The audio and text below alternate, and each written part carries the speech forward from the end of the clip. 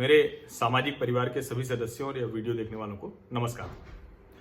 अभी एक खबर आई थी बीच में, महाराष्ट्र के स्वास्थ्य मंत्री राजेश टोपे, उन्होंने एक बयान दिया था और उसी दिन मैंने सोचा था कि इस पर बात होनी चाहिए, बहुत गंभीर मसला है। लेकिन फिर लगातार चूंकि इतनी खबरें आती रहती हैं, इतनी तरह की प्रतिक्रिया आती रहती है, फिर सचमुच ऐसी खबरें होती हैं जिसको छोड़ा नहीं जा सकता है, तो अक्सर ऐसी चीजें गुम हो जाती हैं। और इसीलिए मैं बार बार कहता हूं कि टीवी चैनलों को गाली देने के पहले वो ये सोचिए कि जो बहुत इस तरह की पॉजिटिव डिबेट वाली खबरें होती हैं, वो अगर कहीं चल रही होती तो उस पर आप कितनी देर रुकते हैं। तो लेकिन ठीक है, टीवी चैनलों की अपनी मजबूरी है, उनकी टीआरपी का संकट है, उनको बड़े विज्ञापनों का संकट है, उनके साथ बहुत से खर्चे हैं, बहुत संकट है। लेकिन मेरे साथ ये संकट कम है। ठीक है, थोड़ा बहुत संकट हो सकता है कि अगर कम लोग वीडियो देखेंगे, कम लोग सामाजिक परिवार का हिस्सा बनेंगे तो मजबूती नहीं आएगी, बात में किसी भी तरह से नहीं आएगी। वो मेरा अपना निजी नुकसान भी हो सकता है, बात के पहुंचने का भी नुकसान हो सकता है, लेकिन मेरे सारे संकट छोटे हैं। तो इसलिए मैं ऐसी डिबेट को करता रहूंगा और ऐसी हर वो खबर जो मुझे लगता है कि पॉजिटिव डिस्कशन मांगती है, सकारात्मक सार्थक चर्चा मांगती है, मैं उस पर जरूर बात करूंगा। और इसीलिए आज मैं उसी पर बात करने जा रहा हूं जो महाराष्ट्र के स्वास्थ्य मंत्री राजेश टोपे ने मुंबई की समस्या के संदर्भ में कहा। अब देश भर में 23,000 से ज्यादा मामले हो चुके हैं, 722 जाने जा चुकी हैं, तो ये तो हमने आंकड़ों के तौर पर देख लिया। और उसमें महाराष्ट्र की बात करें तो 6,427 यानी 26% से ज्यादा। और जब हमने ये चर्चा शुरू की थी तो हम उस वक्त आंकड़ा आपको मैंने बताया था तो 18-20% था देश में, अब 26% से ज्यादा और 283 जाने जा चुकी हैं, 283। और ये जो जाने गई हैं इसका 62%, पूरे मामलों का 62%, 62% यानी वो महाराष्ट्र की राजधानी, देश की आर्थिक राजधानी मुंबई में है। और सच बात यह है कि महाराष्ट्र को लेकर खबरें हम मीडिया में बात करते हैं तो ऐसे लगता है जैसे पूरा महाराष्ट्र जो है उस चाइनीज वायरस की चपेट में आ गया है। ऐसा कतई नहीं है। महाराष्ट्र के बहुतायत जिले ऐसे हैं जिसमें एक भी मामला नहीं। मुंबई 62%, उसके अलावा बगल का सटा हुआ ठाणे, पुणे, ये 3 अगर जिले छोड़ दिए जाएं तो महाराष्ट्र की जो कहें कि ओवरऑल स्थिति है वो बहुत खराब नहीं, बहुत अच्छी है। और यहां संकट बड़ा है, यहां शायद सरकार को एक्शन लेने में, हरकत में आने में देर हो गई, और जो वो करना चाहिए था, क्योंकि यहां का संकट बहुत बड़ा है। कितना बड़ा संकट है वो आप समझिए उसको कि जो मतलब अगर एग्जैक्ट बात करें, यहां की एक बस्ती है धारावी। धारावी में जो बीएमसी ऑफिशियल्स ने ताजा बताया है कि सिर्फ धारावी में 13 जाने जा चुकी हैं इसी कोरोना चाइनीज वायरस की वजह से। जब आप कभी हवाई जहाज से दिल्ली से मुंबई जाएंगे या मुंबई से दिल्ली उड़ेंगे और सुबह के वक्त यानी ऐसे वक्त में जब दिख रहा होगा, तो जब जहाज दिल्ली से मुंबई जाता है, लैंड करने वाला होता है, तो आपको एक बहुत बड़ा झुग्गियों का विशाल साम्राज्य नजर आता है। साम्राज्य इसलिए सचमुच वो साम्राज्य जैसा ही है बहुत लोगों के लिए। वो है धारावी की झुग्गी बस्ती, जिसको एशिया का सबसे बड़ा स्लम, सबसे बड़ी झुग्गी बस्ती कहा जा रहा है। वहां पर 13 लोगों की जान जा चुकी है और अभी तक जो यहां मामले आए हैं वो 214 मामले आए हैं, और कल जो नए मामले आए थे वो थे 25। स्वास्थ्य मंत्री राजेश टोपे ने बताया कि यहाँ जो बस्तियां हैं, यहाँ जो झुग्गी झोपड़ी वाले इलाके हैं मुंबई में, सिर्फ धारावी ही नहीं, जो ऐसे जो इलाके हैं, और खास करके धारावी तो बहुत ज्यादा, वरना अंधेरी में है, मतलब ज्यादातर जगह वो तो आप जिसको आप कहते हैं कि मेन मुंबई जिसको बोलते हैं ना, वहां भी जगह जगह ऐसी झुग्गी बस्तियां हैं। आप पूरे उस लाइन के जो लोकल लाइन है वहां से, तो आप सीएसटी से बैठ जाइए और पूरा चलते चले जाइए तो आपको लगेगा कि क्या मतलब पूरा परेल दादर होते हुए आप चले जाते हैं तो उसके दोनों तरफ आपको ऐसी झुग्गियां मिलती हैं। ऐसे टीन के लगा हुए घर हैं जिसमें लोग रहते हैं, 10 बाई 10 के कमरे में 10-10, 15-15, 20-20 लोग रहते हैं। और वो कमरे भी नहीं हैं, वो झुग्गियां हैं और वहां कोई एक शौचालय होता है। और मैं चूंकि जब मुंबई में था CNBC आवाज में, एक हमारे रिश्तेदार थे और वो वहाँ काम करते थे और उन्होंने मुझे बड़ा आग्रह किया कि आप एक बार तो आइए। तो वो भी मैं गया तो अंधेरी में वो झुग्गी में ही रहते थे और वो झुग्गी ऐसी थी कि वो बना था कमरा, नीचे एक था और ऊपर सीढ़ी लगा के ऊपर दो छती, जैसा गाँव में दो छती जो होंगे वो समझ रहे होंगे, और ऊपर एक था। तो ऊपर वाले में वो अकेले रहते थे और नीचे 15-20 लोग रहते थे। तो उस झुग्गी के लिहाज से उनका हिसाब किताब बहुत दुरुस्त था और वो उम्मीद जताते थे कि बस जैसे ही स्लम रिहेबिलिटेशन होगा, SRA के अंतर्गत ये आ गया है, तो जिस दिन ये टूटेगा तो मुझे कहीं 1 BHK 2 BHK कहे, मेरा चूंकि थोड़ा सा बड़ा है तो इसलिए 2 BHK मिल सकता है, वरना 1 BHK 225 square feet 400 square feet ऐसे ही होता है मुंबई में वहां।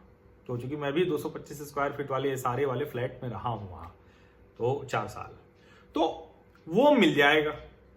लेकिन जब मैं उनके यहां गया और मैं 15-20 मिनट था, इसलिए कह रहा हूं कि गया तो था मैं, तो उन्होंने कहा था कि आज रात यहीं रुक जाना, तो मैंने सोचा भी था, लेकिन मेरा साहस नहीं हुआ। और वहां जो लोग शौचालय में जा रहे थे, जो वहां क्या, तो राजेश टोपे ने उसको जब बताया तो मुझे लगा कि अरे मैं तो इससे रिलेट कर रहा हूं। राजेश टोपे ने बताया कि मुंबई की बस्तियों में, धारावी और दूसरी ऐसी जो झुग्गी बस्तियां हैं, वहां 200 लोग एक लैट्रिन का इस्तेमाल करते हैं। 200 लोग एक लैट्रिन का इस्तेमाल करते हैं और बाकायदा कतार लगी होती है, लोगों की लाइन लगी होती है। आप सोचिए ना कि अगर 24 घंटे में 200 लोग एक लैट्रिन का इस्तेमाल करें तो वो कैसे उसकी सफाई हो पाएगी, कैसे उसकी हाइजीन की व्यवस्था हो पाएगी, कैसे आप उसको मेंटेन कर पाएंगे। ये राजेश टोपे ने जब एक बात कही ना, तो मुझे लगा कि एकदम जायज बात वो कह रहे हैं और इसीलिए ये जो जरूरी बात वो कह रहे थे, तो उसी दिन मुझे लगा कि ये बात आप लोगों से करनी चाहिए। अब आप सोचिए कि इस तरह के हालात हों तो आप किसी वायरस को फैलने से कैसे रोक पाएंगे, आप कैसे वहां बीमारी पर रोक लगा पाएंगे।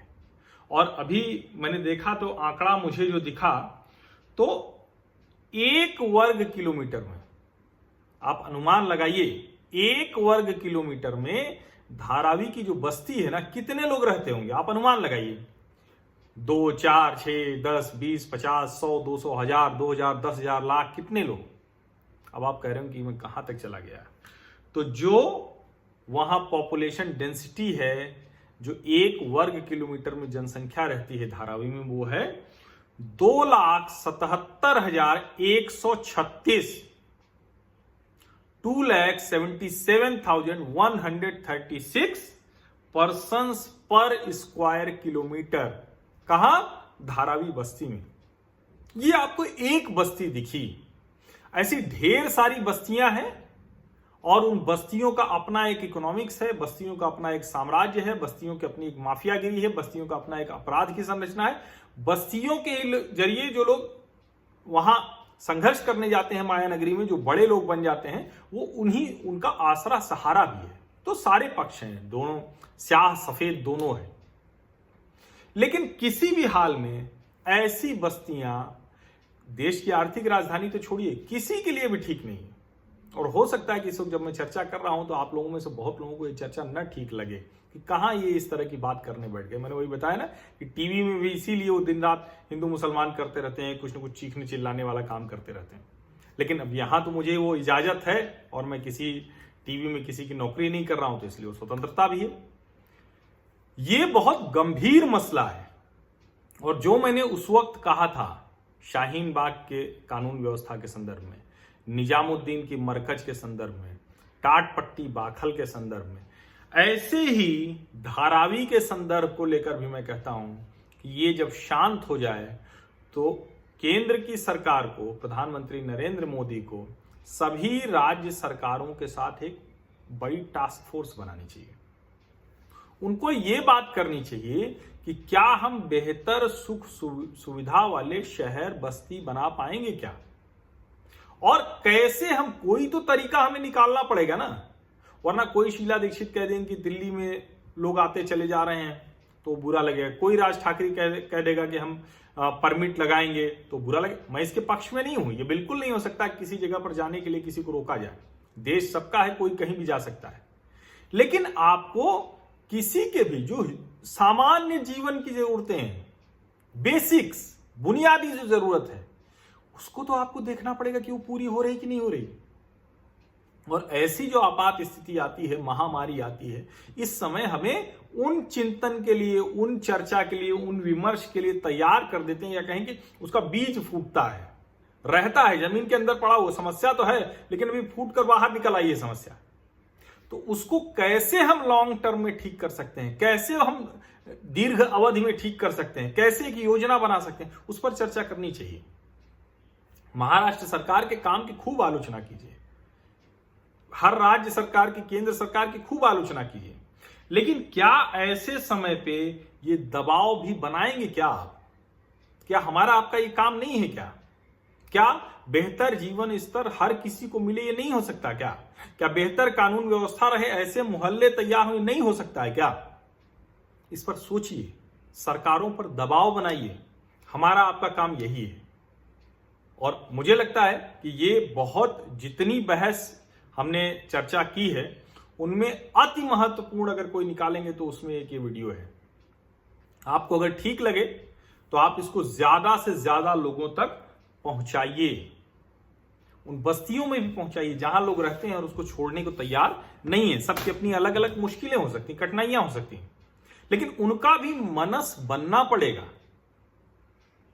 उनको भी ये सोचना पड़ेगा अपना जीवन स्तर। और ठीक है, हर किसी को बेहतर करने के लिए, बेहतर जीवन यापन के लिए, बेहतर अच्छा सब कुछ, कमाई चमक दमक सबके लिए होता है, सपने देखने के लिए होता है, लेकिन ये जो तरीका है इसको तो सरकारों को सोचना पड़ेगा, लोगों को साथ मिलकर सोचना पड़ेगा। राजेश टोपे जो महाराष्ट्र के स्वास्थ्य मंत्री ने कहा वो बहुत गंभीर बात है। हो सकता है कि वो अपनी बात उतने ठीक से न कह पाए हों इस मारामारी के समय में, क्योंकि इस वक्त तो सब उनको गाली देने में लगे होंगे और स्वाभाविक है, वो मंत्री हैं तो उनको आलोचना होगी ही होगी, सरकार है तो उसकी आलोचना होगी ही होगी, इसमें कोई दिक्कत नहीं। लेकिन इस गंभीर मुद्दे को आगे बढ़ाइए। मैं ये उम्मीद करता हूं कि मेरे सामाजिक परिवार का हर सदस्य इस वीडियो को कम से कम 10-20 लोगों तक जरूर पहुंचाएगा। और आप अगर देख रहे हैं, अभी तक आप सामाजिक परिवार के मेरे सदस्य नहीं थे, तो आपको सिर्फ इसे सब्सक्राइब कर लेना है, नोटिफिकेशन वाली घंटी दबा देनी है और कुछ नहीं करना है। और दूसरा, ज्यादा से ज्यादा नए लोगों तक पहुंचने में मदद कीजिए, बस इतना ही।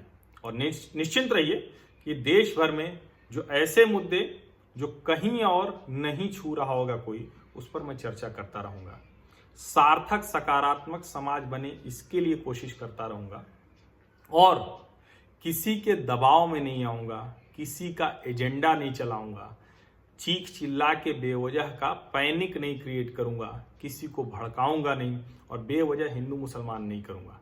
लेकिन अगर कोई जाहिल जमाती हरकत करेगा तो उसके बारे में भी उसी तरह से बात करूंगा, इसमें जरा सा भी सोचूंगा नहीं कि उससे क्या होगा। बहुत से लोग मुझे भी मैसेज में कुछ उल्टा सीधा कहते हैं, कुछ फोन भी कर देते हैं, तो उन सबको मैं ये कहता हूं कि मित्र, ठीक से आप मेरी बातचीत सुनेंगे तो शायद आप भी समझ जाएंगे बेहतर तरीके का। बहुत बहुत शुक्रिया, धन्यवाद।